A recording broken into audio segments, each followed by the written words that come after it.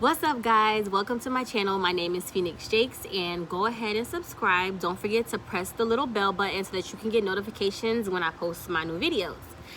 So as you can see from the title, it's another story time. If you have missed my very first story time about my journey moving to California, just me and my children and how I made that work and where I'm at, I will post a link to that video in the description. I just wanted to pop in real quick and let you guys know that I am wearing Art Dilla Apparel, my clothing line. You can find this t-shirt and many more at my website, artdillaapparel.com. I will post a link to my clothing line Instagram and the website in the description. Also follow all my other social media platforms because I will be posting when I am releasing my daughter Jersey's accessory line. She'll be selling earrings, all types of jewelry, handmade jewelry, purses, shades, all types of stuff. The earrings that I have on in this video is actually from that accessory line that I'm creating for her. So stay tuned for that, you guys, and I hope you enjoy the video.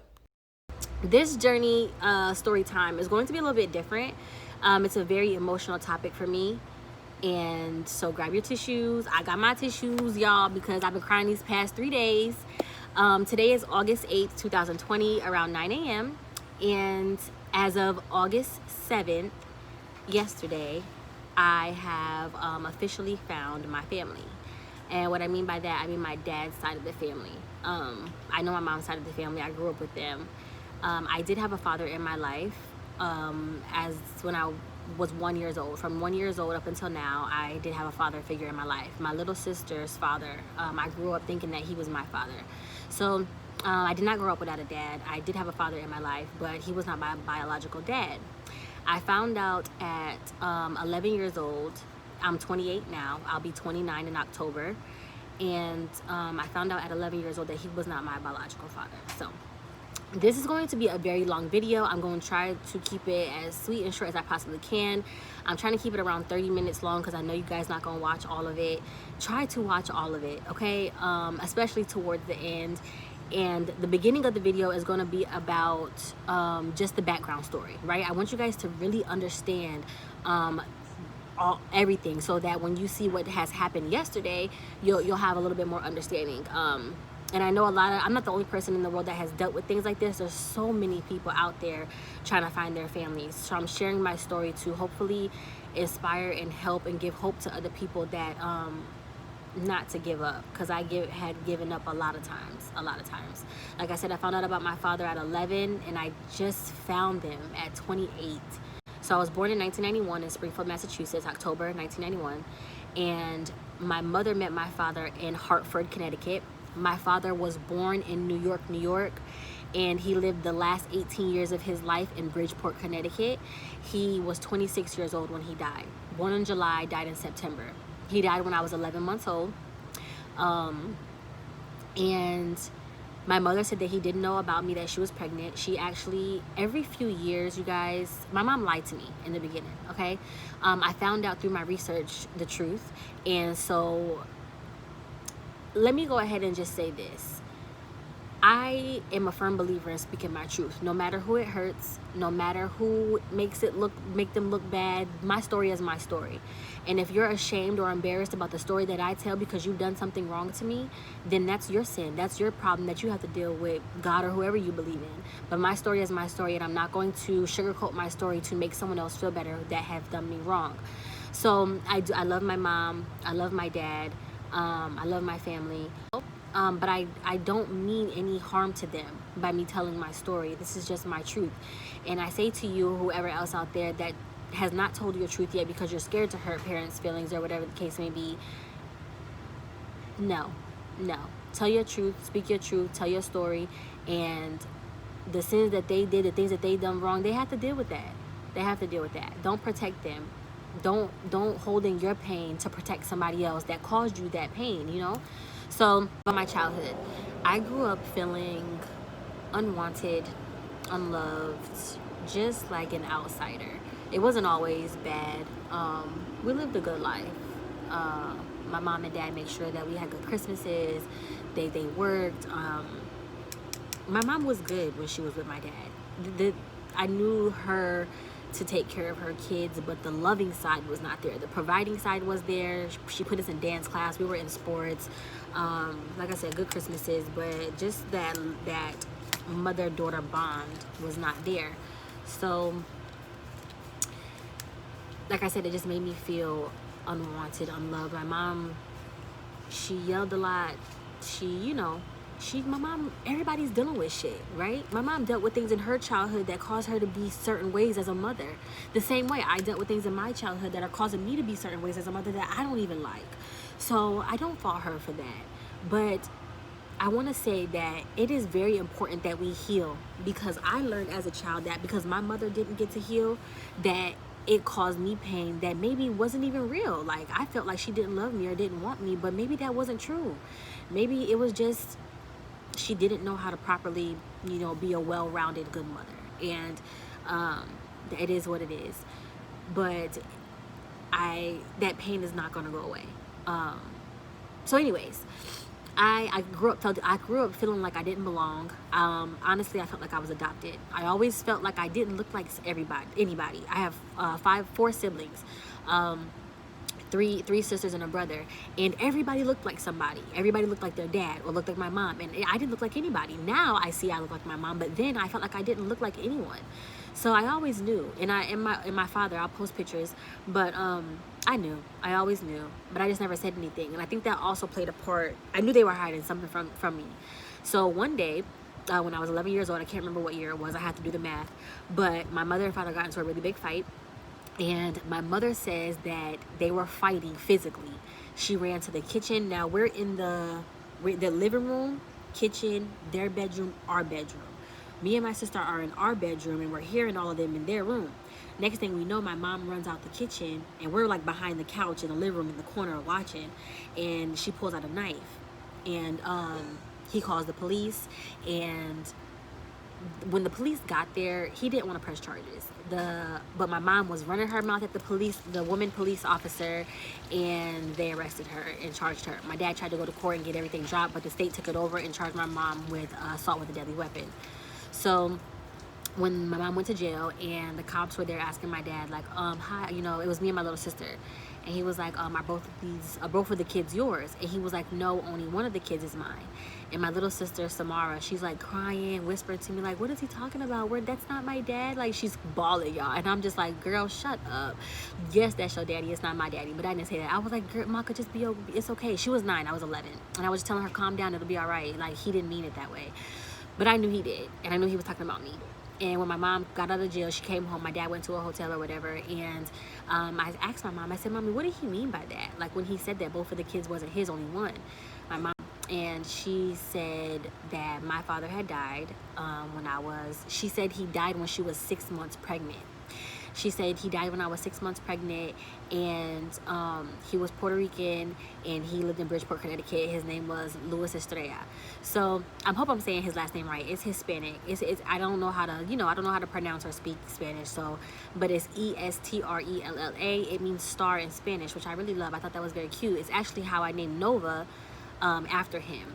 His last name is Star in Spanish, and the name Nova means the creation of a star. So that's how I kind of mixed that together. But anyways, so she tells me this. I'm bawling, crying, y'all. And I think it hit me so hard because I always knew. I thought that I was completely adopted. I didn't think my mom was my mom, but I found out that she was my mom. It was just my dad that wasn't. My little sister's father that wasn't. And I was upset. Yeah. And that was the beginning of it. It's actually why I started drawing, because I got really depressed, and I started, I just started drawing. I started writing poetry, and that's how I became an artist. That's where I found art, and it's been keeping me company this entire time. Do you guys remember doing those computer games where it teaches you how to type with the little penguin characters? It was all these little characters, and it would basically teach you how to type. So every time we were in computer class, I never learned how to type. I still don't know how to type. I type like this. So I never learned how to type because instead of doing my lessons, I was searching for my dad. I would go to the internet, and probably AOL back then, whatever it was called, and I would search his name. I would search his name and search his name and search his name. I literally did this every time in computer class forever. And when I say I've been looking for him since I was a kid, I know y'all like, well, what did you do as an 11-year-old? I was on the internet typing his name in everywhere, searching, and I never found anything. So as time goes on, I'm still doing this. Every few years, I'm still doing this. And then 2014 came, It was September 10th, 2014. And by then I had worked at the bank and I had worked at the library. Now, working at the library, I had learned that they keep old newspapers. And I learned that in old newspapers, they report people's deaths and it shows the little clip of their obituary. So, but what clicked to me at 23 years old, I was working at the bank one day in Fayetteville, North Carolina, where I went to high school and college. And I had to ask for somebody's death certificate to their father's account because he had passed. And the lady had told me how she had to order her dad's death certificate, blah, blah, blah. I went home that day, you guys, and it hit me. I was like, oh my God, I can order his death certificate and I can ask the library in Bridgeport if they have an obituary in the newspaper. So I contacted the health department in Bridgeport, Connecticut, where he died, and they found his birth certificate for me. I mean, not his birth certificate, his death certificate for me, which told me his mom, his dad's name, where he died, how he died, and the day he died, and where he was buried at, everything. And then I contacted Bridgeport Library. And I didn't know if this was going to happen, but I found it. The lady found the news article, Bridgeport man slain, about my father's death. And on the next page back here is his obituary. I'll post clips of it so you guys can see close up. But this is how I found out who my family was. This is how I found my father's gravesite, by just looking up his death certificate and ordering it, and by calling the library to see about the newspaper. Like, I got so lucky that they still had this. This was in 2014. And it's stamped September 10th, so that's around the time that it happened. So my birthday is October 4th. So I found out that it had just passed the anniversary of my father's death on September 1st. So I was like, I have to go visit him. I have to go visit him for my birthday. I want to go. So I went up to Massachusetts, went to see my family, grabbed my dad's car, and that was the first time me and my father had that talk. I never wanted to speak about it to him before because I didn't want him to feel disrespected. I remember that night that all this had happened, when I had found out about everything. And the next day, when he had came home, I heard him and my mom arguing about the situation. And all I kept hearing him say was, that is my daughter, that is my daughter, that's my daughter. That's all I could, and that right there put kind of that fear in my heart that I never wanted to have that conversation with him. I didn't want him to feel disrespected. My father saved my life, you guys. I call him my angel. I feel like he is the very first blessing God has ever given me. He came into my life when I was 1 year old. My mom had already had 3 kids plus me. That was 4 kids, and he took on all of us. Has always been my sister's father. Has always been an amazing provider to us. Even till this day, he is still the dad that I know, the dad that I love, and he loves me like I am his own. And for that, I am forever grateful. I feel like I owe that man my life. So it was hard. I remember I came home, I got in the bed with him, he was watching his shows, and I said, Daddy, can we talk about something? Like, can we talk about that night? And he was like, yeah. And I told him, I just expressed how I felt, and, you know, he said it was just a hard time for him, and he just was emotional about it and all this stuff. And he let me use his car to go visit my dad's grave. I'm thinking this is going to bring me closure, right? 23 years old, I'm like, oh my God, I found my dad. I found out in the news article, in the obituary from the newspaper, that I had a brother, you guys. It said that he left behind a son, Luis Estrella III. His father was a senior, his mother was Carmen, and it shows me 1, 2, 3, 4, 5, 6, 7, 8, 9, 10 brothers and 2 sisters. And I was like, wow, like my dad had a big family. And I just pictured them like this big loving family that I always wanted to be a part of, because I felt like I didn't feel loved at my home. Or I just felt real hate and animosity towards my parents because of this situation. So anyways, I'm 23 and my dad gives me his car, and I take my brother with me, my mom's son, my brother, with me, and we go to the funeral home. And I'm thinking the funeral home will give me a real obituary so that I can see my dad for the first time, a picture of him, but they didn't have it. So I go to the cemetery, and the lady finds his spot for me, and she wrote it down on a little card for me. She wrote it down on a little card for me, and she drives us over there in the little, you know, golf cart or whatever, the golf cart thingy. And we get over there, and I'm walking through the plot, you guys. I'm walking through the plot, the grave, and I'm at my row, and she's like, there should be a Jessica, an Aaron, a Robert, and then it should be your dad. And I'm standing there. There's no tombstone. There's just this blank piece of you know, there's just blank. Tombstone here, blank space here. And I'm like, ma'am, and now I'm like, my anxiety. And I'm like, ma'am, this is not right. He's not here. And she walked over there. She was like, yes, this is him. He just doesn't have a plaque or a tombstone. And I was like, really? Like, what happened? Like, so now I'm looking for closure, and just imagine, now I have a million other more questions. What happened? Why didn't he have a tombstone? Could his family not afford one? I mean, this was back in the 90s, early 90s. I mean, I can understand that they didn't have money. We didn't have money. And maybe they couldn't afford one. Or maybe, why has nobody come to visit him? Or maybe they went back to Puerto Rico. I just didn't know. And it just opened up another door for me. And then on top of that, I have a brother who I don't know is older than me or younger than me or what age he is. So I knew we had to be around a close age, because my mom told me that he died when she was 6 months pregnant, which means he would have died in 91.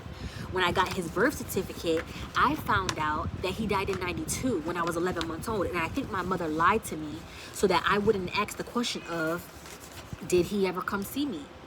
Did he give a fuck about me? And she would never answer that question for me, even up until yesterday. She never answered that question when I asked her, like, what, did he come see me? Did he care about me? Like, well, I was alive when he died. Like, what happened? And yesterday, after everything, me and her had another talk, and I made her tell the story to me. I made her tell the story to me all over again, like I have her do every few years, because, like I said, my mom's a little bit of a liar, and I know this growing up. So I made her tell the story to me every few years, especially after this, especially after I found out that she had lied to me that original time. I made her tell the story to me every year. And she doesn't really like the story. It's not one of her greatest moments because of how they met, and how they met through a mutual friend. And you know, she told me yesterday that he had came over just to check up on them or whatever, and he told her she was pregnant. He said, okay, you know, well, we'll deal with it when the time comes, like when she's born, when the baby's born. And then my mom moved back to Massachusetts and never gave him a number, never gave him anything. So that was in 2014 when I was 23 years old, when I found where my father was laid, and I found out that I had more siblings. I went to the old addresses on the death certificate. Some stuff was boarded up. It seemed like it was in a really rough area, really rough part of town. And so I went back home, and I was like, you know what? I can't stop. I have a brother. Like, there's people out there. I want to know them. And so I hired a private investigator in 2016. So 2 years later, I'm living in Charlotte, North Carolina, and I'm just graduating college. And I had hired a private investigator, and she couldn't find anything. The only thing that she gave me back was my father's homicide court case. It's called Connecticut versus John Malone. And basically what happened, I read the report. Basically, my father was a drug dealer and never had a job. He was a drug dealer, and he had got drugs from Manhattan, and his connect, and the person that his homeboy, both had a connect in Manhattan. And I guess the connect thought that my father was stealing from him, so he sent a guy to come kill him. And the report says that he came up to my father and asked if anybody had any drugs. My father said yeah, and he shot him in the head and the neck, and he was found on the sidewalk. The death certificate said his mom was the one that reported it, or something like that. So yeah, he was killed. And the guy, they did find the guy. I think he did go to jail or whatever. So that I have that court case. Again, it's called Connecticut versus John Malone. And so yeah, that's that, guys. And after the private investigator gave me nothing basically except that case, I gave up. How can I find someone if a private investigator cannot find them? And I just got really discouraged, and I was like, this is never going to happen. This is just a lost cause. It had been causing me so much pain all my life. It was affecting my parenting. It was affecting my relationships. It was affecting everything in my life, and I tried to let go. And I regret that, because but I gave up, and I wanted to move on with my life. And so we're here now, right? I had 2016, but now it's 2020. I'm in California. I have my husband, my kids, and I do YouTube now, right? I just started YouTube last year. And I'm like, I want to do this girl that I follow on social media. Her name is Madi. She had found her father through some DNA testing or something like that. And I wrote her and I was like, hey, I've been wanting to try this. I've been seeing ads about 23andMe and Ancestry DNA, and I want to see if that works for me. So I'm going to try. A long time had passed. A few months had passed by, COVID and all that stuff. It's a new year. Or did it happen this year? I can't remember. But anyways, so I buy the test. I buy Ancestry and 23andMe. Me and my husband did the 23andMe. And I will have a video coming once I get my Ancestry results back. Me and my husband are going to do we are going to complete our 23andMe versus Ancestry DNA review video, and that'll probably be posted I don't know, probably within the next 4 weeks or a month, a month or so. So anyways, I did 23andMe, and on the 6th I got my results back on the 6th, and I get an email and I'm looking through it, and it says I will post my results. It says I'm Spanish, Portuguese, Nigerian, all these different things. It breaks down your DNA.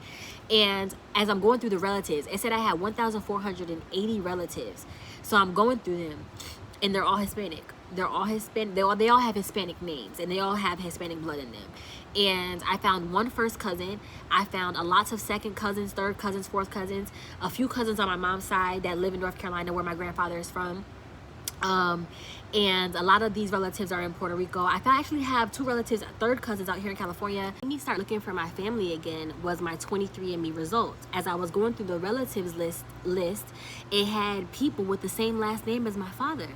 And I was like, oh my God, I have to start looking again. It motivated me. It gave me that hope that I needed to start looking again. You guys, and I found my family in one day. One day. I had spent years looking for them, years, and I found them in one day. So that was the 6th when I got my results. On the 6th, I go back into my portals again, Truth Finder, Ancestry, Been Verified. I get what Been Verified or Truth Finder, where I found my brother. So here I go. Now that I have all my father's information, I have everything that I need, not just his name and location anymore of death. I have his birthday, I have all the other stuff. So I type in my dad's name, Luis Estrella, and I think I put junior. I don't know if I put junior or not, because he is a junior. His father's a senior, my brother's a third. And I put in his birthday, and I put in where he passed. And no, I didn't put in his birthday. I only let me put his name and his place of residence. When I typed that in, somebody came up. It came up with a lot of them, actually. It came up with a lot of them. So I'm scrolling through the people, trying to break it down, and I come across one person who's 28 years old. Out of all the Lewises out there with the same last name, same damn city, everything, you guys, I come across one that said 28 years old, and I was like, holy shit, like, let me click on it. So I clicked on it, and it says that he was born July 1992, and that hit me. I was like, oh my God. It's the same year my dad died, a few months before. The age and time frame matches. That was one thing for me. In the name, right? And the city. That was 3 things for me. Then I scroll down and I see a picture of him, and I'll post a picture. Louis, hopefully when you watch this, I want you to know that I love you dearly. You know that. Me and him have been talking these past few days. But anyway, so I look at the picture of him, you guys, and I got this like gut feeling, right, that this was my brother. I was looking at him and I was like, he kind of looks like me. I was like, and he looks exactly how I pictured my father to look. I was like, okay. And it showed me his social media, right? So I'm like, okay, don't get, you got all these clues are matching up. Let's go to his Facebook page. I go to his Facebook page and I'm looking for any clue at all that this could possibly be him. And at first, I didn't see much, and I was like, you know what, fuck it, I'm just gonna write him. So I wrote him on Facebook, and I wrote him in his emails, the emails that were listed on the Been Verified, and I didn't get a response, and I was getting too impatient. So it was that night that I had wrote him, and I was getting too impatient. So on this was on the 6th that I did this. On the 7th, which was yesterday, I woke up that morning and I could not stay off his page. You'll see, I'm gonna show you all those clips. And I found his Snapchat, and I wrote him on Snapchat, and he responded. I'm gonna show you the footage of what happened yesterday after I wrote him on Snapchat and he finally responded to me, and how I got to here where I'm at today, the next day. So it's only been, you guys, this just happened. Today's the 8th. Got my results on the 6th. found my brother on the 7th. So this is very still fresh for me. Grab your tissues, grab you some popcorn. It's about to get really emotional. Don't forget to like and subscribe, you guys, and try to watch it all the way to the end. Y'all, I am trying my hardest, like, not to get my hopes up, but I cannot stay off this dude's page. Like, I cannot stay off his page. I sent a friend request. I told you guys that I wrote him, and I'm just going through his page, and nothing's been posted since September of 2019.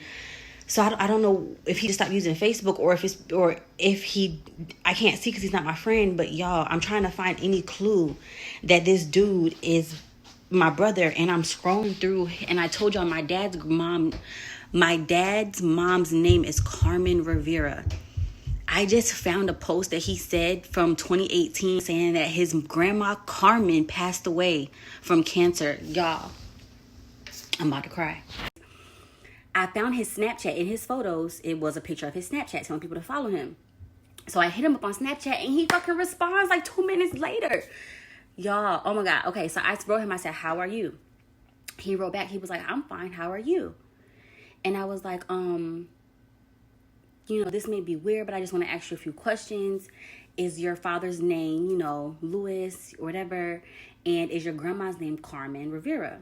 I said, Louis was born this date, died this date, blah, blah, blah. He writes back and says, I have to pull out my iPad and record because I can't record. So I had to pull out my iPad to fucking record my reaction because I don't want to screenshot stuff that's on Snap. I don't want to screenshot our messages because he was like, this bitch is weird. So anyways, so I asked him about his whatever. He says, right here, he says, not sure exactly the date that he was born or died. And it says, but I do know it was my birth year in 92. Also, my grandmother's name is Carmen, but not Rivera. So, y'all, what are the chances that the birthday matches, his name matches, his dad is dead, his grandma's name is Carmen? That's 4 things. And he's in Bridgeport, Connecticut, where my daddy lived. That's 5 things.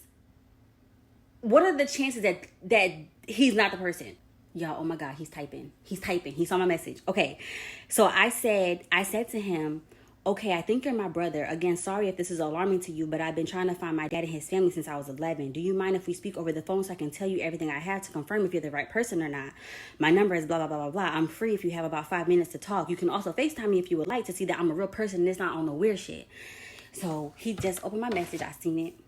And this is so emotional. Like, I'm excited and I'm happy, but then I'm crying 1 second, and I'm excited and I'm happy, and then I'm crying again, y'all. When I tell y'all, I have been dreaming of this day since I was 11 years old. Like, okay, so he wrote me back.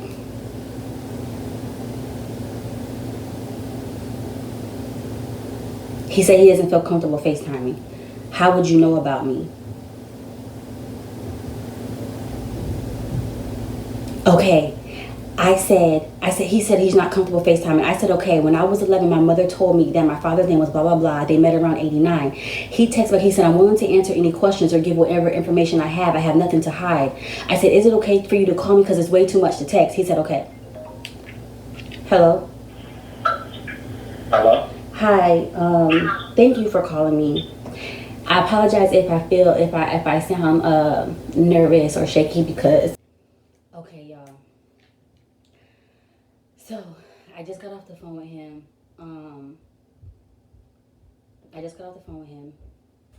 He said, y'all, it's a lot. My mind is everywhere right now. But, he doesn't know much because he did confirm. I have 2 aunts. My dad had 2 sisters, Awilda and Jenny. And I said that, and he was like, yeah, those are my aunts, right? But me and him were still kind of skeptical because his mom died when he was 6. His dad died when he was 2 months. He did keep up with his grandma and all that stuff, but he says he never... y'all, so much I have to piece it together. I'm waiting on a photo. We got off the phone because I'm waiting on the photo. He said he's gonna send me a photo to send to my mom to confirm if it's the dad. And so he said, and I'm trying to remember everything he said, Lord. He said my dad has like 10 brothers and 2 aunts, and he says that he only knows like 3 or 4 of them, and that when his grandma Carmen died 2 years ago, that he saw everybody at the funeral, but he's not close with his family. He's not close with them. And I told him, like, you know, Lewis's nickname is Augie. And he was like, yeah. He was like, yeah, his nickname is Augie or whatever. So it's like he's confirming stuff, but we still, like, the thing that's going to put the cherry on top is when my mom sees this picture. So I'm waiting for him to send it. And I'm waiting for him to send it. And if my mom confirms that's him, then that's it, right? I text my mom, and I'm like, I text my family group chat. My mom's like, oh my God, it's been so long. Her sending the picture. My sisters are like tripping out. But yeah, come on, dude. He hasn't sent the picture yet. Oh, he said he sent it to Snapchat.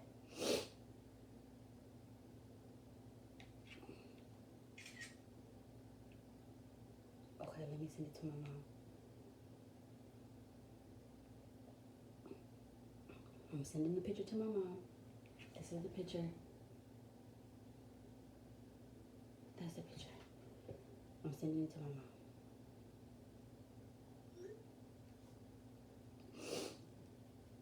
Oh my God. What if she said, yeah, like,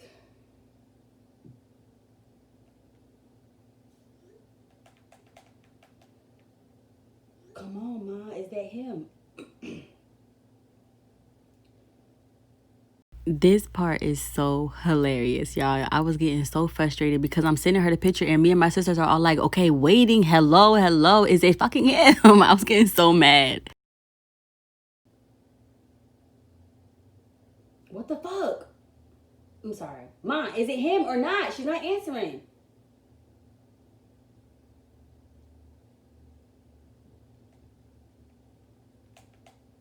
What the fuck? Is that him? Right, my sister's like, hello, Ma, is it fucking him? We're all like, is it fucking him? Look, we're all like, is it fucking him or whatever? Yo, she better not. My mom knows how much this, as you probably seen somewhere in the messages. Is it him, lady? Okay, she said it's him. She said it's him. She said it's him. You guys can't see that. She said yes. Okay, I'm gonna call him back. What address did you go to? Do you remember? Yeah. So I went to what's on the death certificate. So the death certificate says his last known address was where did he go? Or is that Price Street, 85 Price Street.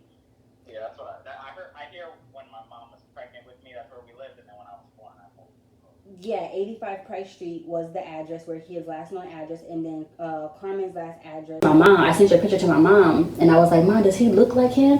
And she was like, yeah, he does, but I don't. She's scared. She feels so bad for not keeping up, or not that she really could because they didn't know about her. You know what I'm saying? Like, she feels so bad for not keeping anything of his for me or keeping up with anything, and me having to go through all this stuff. So when I talk to her, she gets so. She doesn't want to say the wrong thing, right? She doesn't want to say the wrong thing. Did my dad know she was pregnant at all? Or? She said he did. She said he did, but the one question she won't answer for me, is if I wanted to know, like, if he ever came to see me. Did he give a fuck about me? Did it, like, you know what I'm saying? She won't answer that because I feel like she's gonna say no. Yeah. Like, you know what I'm saying? So. Hey, look, I mean, look at it this way. If she were to answer you with that question, I mean, at least you know. Like, yeah. I lived my whole life with I don't know if my dad, you know what I'm saying? I don't know if me and my dad would have been close. I don't know if we would have been distant. I don't know if he would have been, I don't know any, I feel like my whole childhood and just, my whole childhood was just, basically ripped away from me. I grew up from 6 years old till now. I grew up with no parents, it was just a bad situation. I don't know my dad. I don't. Same as where yours was. But look at her Facebook Messenger. I appreciate you talking to me. There with me. I started drawing out of nowhere, and it came so easy to me. And I would draw what I thought he looked like. What did you like to draw? Okay, so sometimes first I started off drawing like things that he like how I thought he looked like. Then I started drawing graffiti. That's what's like really spooking me out. He loved drawing, and he loved drawing and doing different types of graffiti. Yeah, I used to love graffiti and stuff like that, and he would do abstract faces. Yes. Oh my God, that's my favorite kind of art. This is so crazy. Unfortunately, we don't have anything because with everything that happened with, like I said, the life he lived, we kind of like stayed away. But yeah, he enjoyed a lot of abstract drawings, tagging, just random things that you wouldn't think of. And he wasn't doing that random. So he was very good with that. Unfortunately, like I said, all his stuff one day he stopped. Me and him were very, very close. One day he just Wow, that is so crazy. Thank you for sharing that with me. That really means a lot. And so very welcome. Listen,